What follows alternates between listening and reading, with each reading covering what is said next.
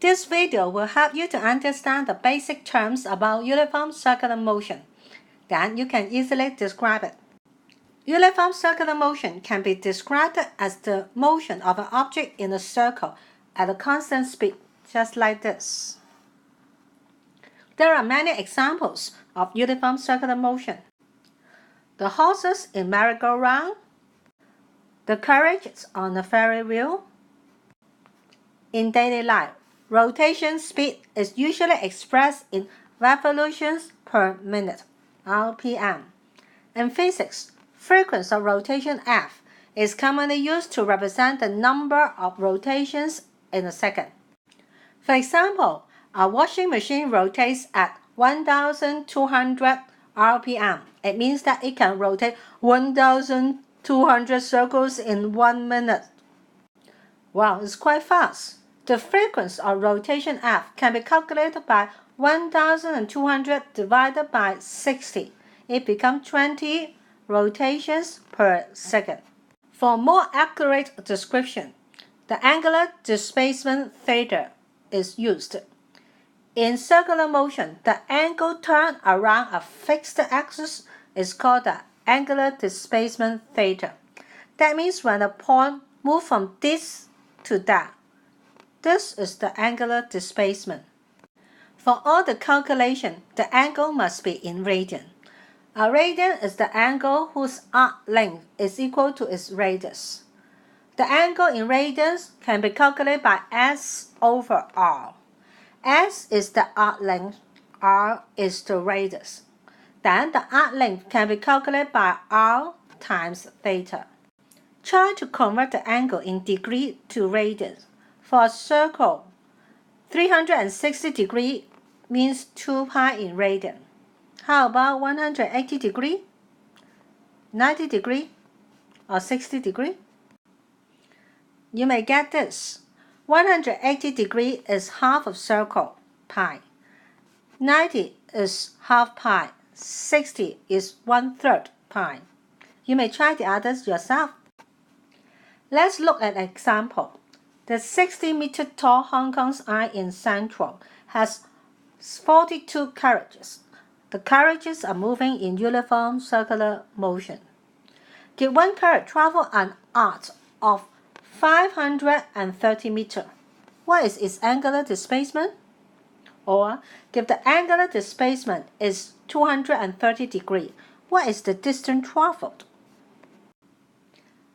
Okay, you have highlighted the important information. Let's look deeper. 60 meters tall means the diameter is 60 meters. Then the radius is 30 meters. In part A, we have S, then we can calculate theta. In part B, we have theta, then we can calculate S. In part A, we can use the equation theta equal to S over R.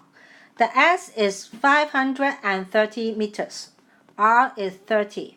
So theta is 70.7 radian. In part B, we need to convert the angular displacement in degree to radian first. We need to divide it to 230 degree to 360 degree, then we times 2 pi. We'll get 4.01 radian. By the equation S equal to R thetas, you will easily find the distance traveled. Another important term, angular speed. Tell how fast the angle is turned. Omega, the angular speed, is equal to the angle it turned in certain period of time. If the period is t, that means the time for the particle to move one circle. That means 2 pi. So omega can be calculated by 2 pi over t or 2 pi f. Another important term, linear speed. It tells how fast the point is traveling. V will be equal to the distance traveled over a period of time. The distance traveled, delta S, will be equal to R times delta theta. As delta theta over delta t is equal to omega, then V will be equal to R omega. That means when the omega is constant, the V will be directly proportional to r, the radius. Another example. The revolting restaurant in Hong Kong rotates a full 360 degrees for every 66 minutes, like this. Being located on the 62nd floor of the Hopewell Center, it offers stunning views over harbors and city, and the diameter of the restaurant is 50 meters.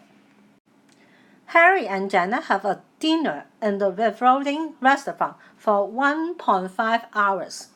Harry sat near the window.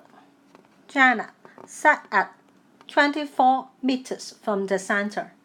During the dinner, find the angular speed omega, the angular displacement theta, and also the linear speeds. To calculate the angular speed, we can use 2 pi over the period. The period is 66 minutes. Then we need to times 60 in order to convert it to second. We got 1.59 times 10 to the power negative 3 radian per second. Harry and Janet were in the same restaurant, so they will have the same angular speed. For angular displacement theta, we can calculate as omega times time. The omega we can get in part A. They span the time is 1.5 hours, converted to second, so we need to times 60 and times 60. Then we'll get 8.59 radians.